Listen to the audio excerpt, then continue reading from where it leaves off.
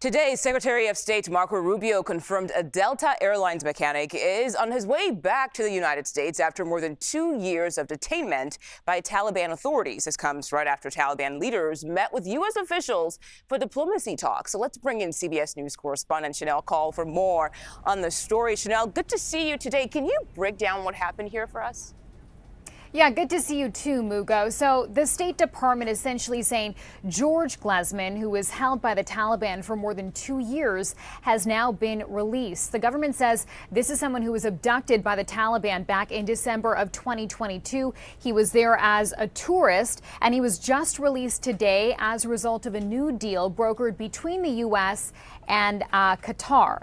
Glezmann, now the third American detainee to be released by the Taliban since January. And I want to read you part of a statement by Secretary of State Marco Rubio that was just released this morning. It reads in part, George joins American Ryan Corbett and William McKenty, who were released from Afghanistan on the night of President Trump's inauguration and returned home to their families. It goes on to say, George's release is a positive and constructive step.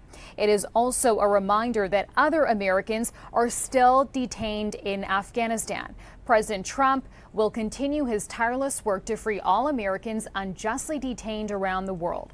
Now, Mugo, important to note the deal here to release the last two American detainees that I just mentioned, Ryan Corbett and William McKenty. That was arranged in the final days of the Biden administration. And that also important to note, it involved an exchange for someone named Khan Mohammed. This was somebody who was sentenced to 2 life terms after being convicted here in the U.S. under narco terrorism laws. This release today, though, of George Glezmann, that did not require the U.S. to give up a prisoner. It was seen more as a goodwill gesture as the Taliban now is trying to normalize relations between the U.S. and Afghanistan. CBS News correspondent Shanelle Kaul, thank you so much for that update.